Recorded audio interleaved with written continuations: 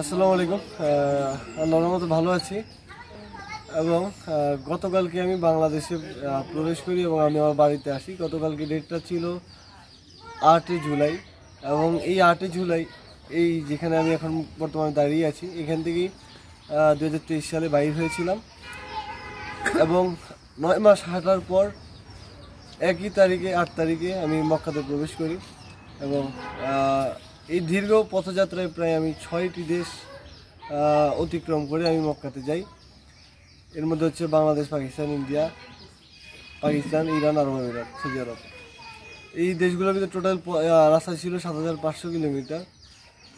প্রায় 6 মাস আমি হেঁটেছি, 3 মাস ভিসার জন্য দৌড়াদৌড়ি করেছি এবং প্রতিদিন আমি প্রায় 40-50 কিলোমিটার, এভারেজ ছিল প্রায় 43 বা 45 কিলোমিটার হবে এবং 50-60 কিলোমিটার, কখনো 70 কিলোমিটার, সর্বোচ্চ একদিনে 90 কিলোমিটার দুবাই থেকে আবুধাবি পর্যন্ত হেঁটেছিলাম।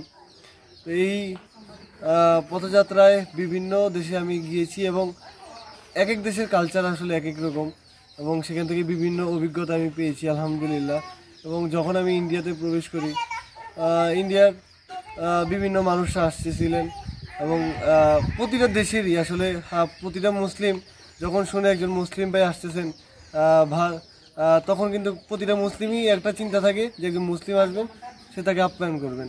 তো প্রতিটা দেশে আমাকে প্রচণ্ড পরিমাণে আপ্যায়ন করেছে এবং অন্য ধর্মের যারা ছিলেন তারাও অনেক দূর দূরান্ত থেকে দেখতে এসেছেন এবং এটাই মনে করি আমার সবচেয়ে বড় একটা পাওয়া। এটাই আমার সবচেয়ে বড় পাওয়া যে আমি এত দূর হেঁটে গেলাম এবং অন্য দেশে অন্য ধর্মের যে মানুষগুলো ওনারা যে আসতেছেন হয়তো আমার এই উসিলায় একটু হলে তারা ইসলাম ধর্ম নিয়ে কিছু জানতে পারছেন। এটাই আমার জন্য আমি মনে করি সবচেয়ে আমার বড় পাওয়া। এবং এর মধ্যে আমি আফ্রিকাতে গিয়েছিলাম যখন আমার উমরা ভিসা 3 মাস শেষ। হজের ভিসার জন্য আমি আবার আফ্রিকার দেশ ইথিওপিয়া থেকে, যে দেশে হযরত বিল্লাল রাদিয়াল্লাহু আনহু বংশধর ছিলেন, ওই দেশে গিয়েছিলাম এবং সেখানে অনেক কিছুই দেখলাম। মাত্র 5 দিন ছিলাম সেখানে যদিও, কিন্তু ওইখানে অনেক কিছু আমার নজর কাড়ে।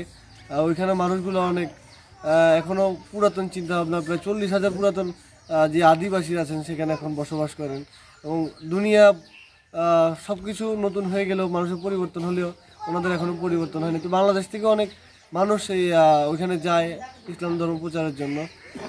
তো ইনশাআল্লাহ আমি আমার চিন্তা ভাবনা আছে আমি যদি বিশ্ব ভ্রমণ করবো, পরবর্তীতে সবাইকে ইসলামের দেওয়ার চিন্তা করেছি ইনশাআল্লাহ।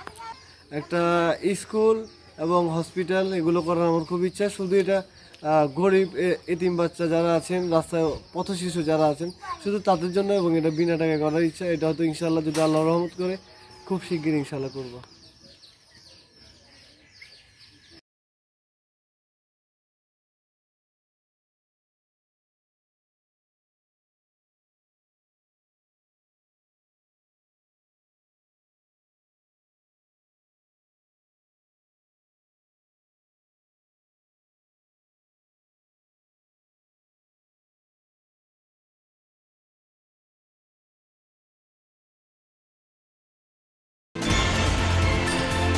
আপনারা দেখছেন সিএস টিভি, আমরা জনতার কথা বলি।